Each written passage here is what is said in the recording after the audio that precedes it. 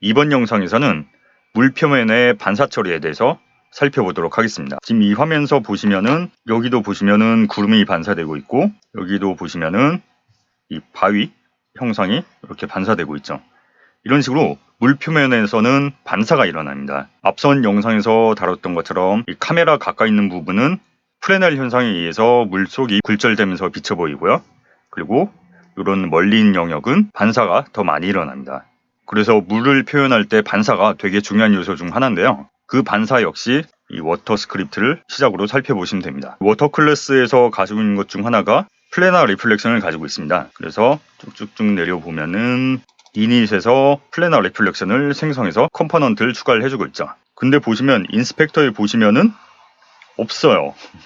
이 플래너 리플렉션스 컴포넌트가 이게 없고요. 그 이유가 이렇게 숨겨놨기 때문이에요. 그래서 이 컴포넌트를 만들고 나서 하이드 플래그를 설정을 해줘가지고 인스펙터에서 가려지게 그렇게 처리해놨습니다. 그래서 이 부분 때문에 처음에 보실 때 좀 헷갈릴 수가 있어요.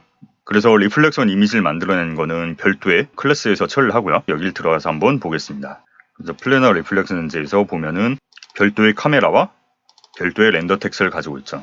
그래서 반사용 카메라를 만들어내고 반사 이미지를 별도의 렌더 타겟, 별도의 렌더 텍스처에 저장을 해둡니다. 그리고 나서 그 이미지를 물 표면을 처리할 때 사용해서 덮어 씌우죠. 그 부분 역시 쉐이더 코드랑 프레임 디버그로 어떻게 이루어진지 보여드릴게요. 그리고 그 하단에 보면 on enable 됐을 때 렌더 파이프라인 매니저의 빅인 카메라 렌더링에다가 이 함수를 등록을 해주고 있습니다. 그러니까 렌더 파이프라인에다가 이런 식으로 SRP에 직접 이벤트를 등록을 해주고 있죠. 그래서 여기도 한번 봐볼게요. 그래서 카메라를 렌더링하게 되면은 이 함수가 호출을 되고요. 이 함수를 통해서 리플렉션 카메라를 업데이트를 해줍니다. 그래서 이 함수에서 이 반사용 카메라의 위치를 설정을 해주고 있죠. 지금 보시는 코드가 플래너 리플렉션 카메라의 위치나 방향 같은 걸 설정해주는 그런 부분인데요. 플래너 리플렉션을 왜 써야 되는지 그 부분부터 먼저 설명을 드려야 될 것 같아요. 예를 들어서 여기 물평면이 이렇게 있다고 볼게요. 그리고 한 여기가 원점쯤 되겠죠. 원점이 이렇게 있고요. 그리고 카메라예요. 카메라가 이렇게 수면을 바라보면은 이렇게 반사돼서 한 여기 오브젝트가 있다. 그러면은 이 부분 반사가 돼서 여기 상이 맺히겠죠. 이런 식으로 물 같은 경우는 살짝 이런 식으로 웨이브가 있긴 하지만 기본적으로는 평면의 형태예요.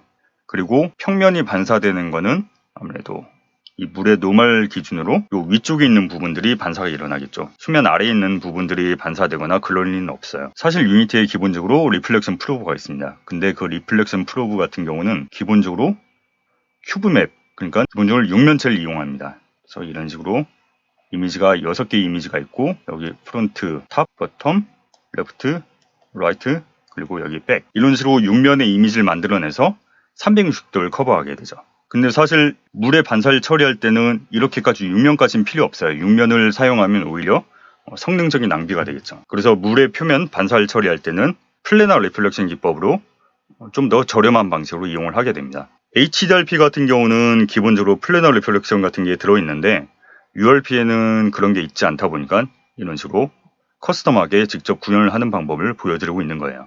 그래서 이 코드를 보시면은 변수 D가 있습니다.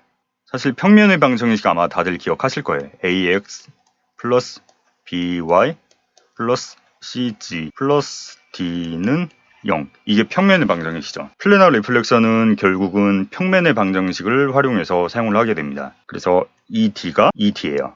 그리고 이 D는 원점에서 물 평면까지 거리를 나타내게 되죠.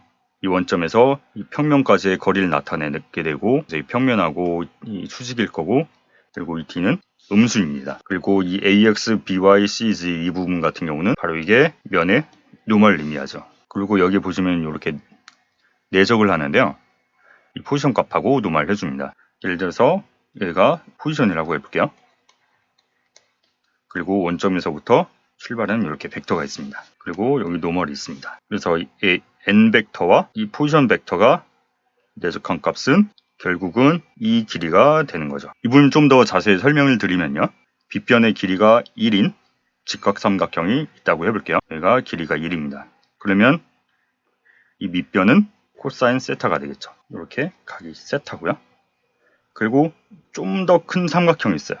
좀 더 큰 삼각형이 있고 각 역시 세타고 빗변의 길이는 P입니다. 그리고 이 밑변의 길이는 어떤 미지수 x라고 해볼게요. 그럼 이 두 삼각형은 서로 각은 같고 모양은 같고 스케일만 달라요. 그렇기 때문에 일대 p는 코사인 세타 대 x입니다. 그래서 x는 p 곱하기 코사인 세타가 되죠. 다시 여기 보시면은 요 노멀 벡터는 길이가 1이에요. 이걸 p라고 해볼게요. 그래서 노멀과 p의 내적은 원래 n의 길이 곱하기 p의 길이 곱하기 코사인 세타인데 n은 1이니까 p의 길이 코사인 세타가 되죠. 그래서 결국은 이 길이 원점에서 이 물평면까지 거리가 되는 겁니다. 그래서 이 노멀과 물평면의 위치의 내적은 이 길이가 되는 거고 d가 되는데, 근데 이 평면의 방정식에서의 이 d는 음수기 때문에 앞에 마이너스를 곱해준 거죠. 화면 지울게요. 그래서 평면 방정식 d를 이렇게 구해냅니다. 그래서 코드를 계속 보면은 다시 물평면이 이렇게 있다고 해볼게요. 이렇게 원점 바닥이 있습니다. 그래서 여기 카메라가 있고 이렇게 시선이 물평면을 닿으면은 이렇게 반사가 일어나고 여기 어떤 오브젝트가 있다고 해볼게요. 그러면 이 반사 이미지를 만들어내기 위해서 이 수면 아래에 있는 가상의 카메라를 만들어야 됩니다. 그래서 이게 원래 캠이고 이게 반사용 캠이죠. 그래서 보시면 이 반사용 카메라는 원래 카메라 위치에서 마이너스 시켜준 거예요. 그래서 이렇게 뒤 길이가 같고 이렇게 각도도 서로 같습니다. 그리고 원래 카메라는 이렇게 업 벡터가 위를 향하고 있으면 반사 카메라는 업 벡터가 아래를 향하고 있죠. 그래서 이 리플렉션 카메라의 매트릭스를 만들어낼 때는 y 값을 마이너스 1 곱해주고요. 스케일을 마이너스 1 해주고요. 그리고 이 포워드 방향도 y 스케일을 마이너스 1 곱해줍니다.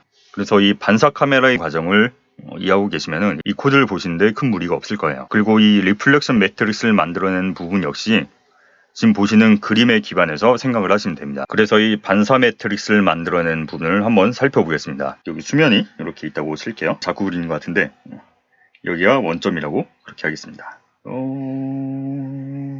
이렇게 있고요. 그리고 수면의 노멀 방향 n이 있고 원래 카메라 위치 이렇게 p가 있습니다. 그리고 지금 우리가 구해야 되는 거는 반사 카메라 p, 수면을 기준으로 아래에 위치하고 있는 이 P'이 우리가 구해야 되는 반사 카메라예요. 그러면 이 원점에서 P까지 향하는 이 벡터가 있고요. 이 벡터가 P가 되겠죠. 그리고 이렇게 직각 삼각형을 만드는 이렇게 직각 삼각형이 있다고 했을 때 이 길이는 아까 앞서 설명했던 것과 똑같이 n.p가 되겠죠. 그리고 이 n.p 이거 같은 경우는 스칼라 값이니까 길이 값이니까 이걸 최종적으로 벡터로 만들어주기 위해서는 노멀 곱해서 이렇게 n.p 곱하기 n 이렇게가 됩니다. 사실 원래는 이렇게 벡터 기호도 표시를 해야 되는데 이런 것들은 그냥 생략하고 진행을 할게요. 그리고 다시 평면 방정식을 다시 떠올려 보면은 ax 플러스 by 플러스 cg 플러스 d는 0 이렇게인데 이 d가 음수죠. d는 음수입니다. 그래서 수면에서 향하는 벡터 이거는 d 곱하기 n이 됩니다. 그럼 사실 필요한 건 다 나왔어요. 이렇게 수면에서 p까지 이 벡터 같은 경우는 n.p 곱하기 n 플러스 dn이죠. 이미 이 dn이 아래쪽을 향하고 있으니까 더해주면 되는 거예요. 그리고 이걸 다시 n 기준 묶어보면은 n.p 플러스 d 그리고 곱하기 n이죠. 그리고 이 P'까지는 이 수면에서 이 벡터의 이 길이와 이 길이가 같아요. 그래서 결국 최종적으로 P'은 P-n.P 플러스 D 그리고 n 이걸 두 번 빼준 거죠. 이게 반사 카메라의 위치를 구한 것입니다. 그럼 이걸 각각 X성분, Y성분 그런 식으로 한번 나눠볼게요. 일단 X성분, 그러니까 P'의 X는 Px 마이너스 2 n.p 플러스 d를 nx로 묶은 거죠. 그리고 이거를 내적까지 한번 풀어서 봐볼게요. px 마이너스 2 내적은 각각의 성분을 곱하고 더해준 거니까 nx px 플러스 ny py 플러스 ng pg 플러스 d 그리고 nx 그리고 이거를 p 성분별로 다시 한번 풀어볼게요. 여기 x가 빠졌네요. 그럼 일단 px로 묶으면은 1 마이너스 2 곱하기 nx 제곱이죠. 플러스 py로 묶으면 마이너스 2 nx ny 이거 처리해 준 거예요. 이렇게 py로 묶고 nx ny 마이너스 이렇게 묶어준 거죠. 그리고 플러스 이제 EI를 해줄 거예요. pg 마이너스 2 nx n 플러스 이제 EI입니다. 이제 1로 빼주고 마이너스 2d nx 그래서 이 코드는 이 연산을 행렬로서 표현을 해준 거예요. 이렇게가 x 기준이고 이 코드가 이렇게고요. 1 마이너스 2 nx 제곱 1 마이너스 2 nx 제곱이죠. 이 플랜이 이 평면 방정식을 가져온 거거든요. 그래서 0, 1, 2, 3이 x, y, z, d 이렇게 되거든요.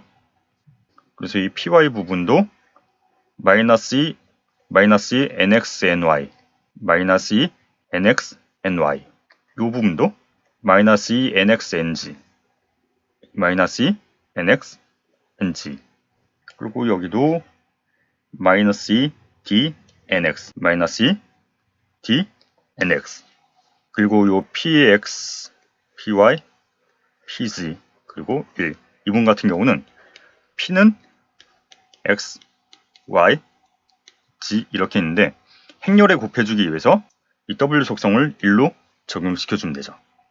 그래서 지금 설명하고 있는 행렬이라든가 평면 방정식 이런 것들이 친숙하지 않은 분들을 위해서 영상 설명칸에 참고하실 자료들을 올려놓을게요.